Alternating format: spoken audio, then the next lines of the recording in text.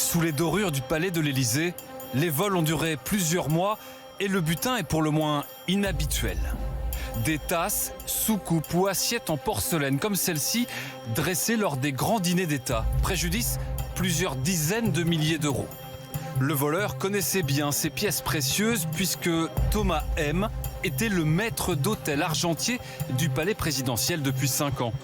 Avec la complicité de son compagnon antiquaire, il les revendait à ce jeune trentenaire versaillais, féru d'histoire et collectionneur de porcelaine.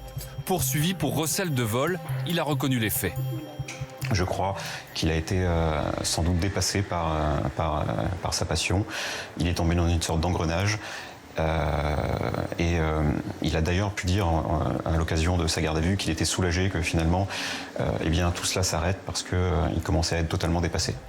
Toute la vaisselle de l'Élysée est propriété de la prestigieuse Manufacture nationale de Sèvres, dont les assiettes peuvent dépasser le millier d'euros quand elles sont vendues aux enchères. On voit un exemple d'une assiette du modèle livré pour le palais de l'Élysée qui, elle, date de 1861 et qui s'est vendue à Vienne pour 1 300 €.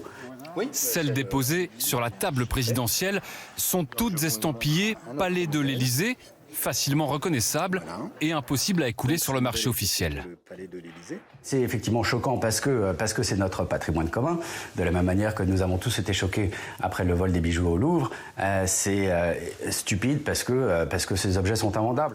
Les 3 hommes impliqués dans les vols de l'Élysée seront jugés le 26 février et le butin était en grande partie restitué.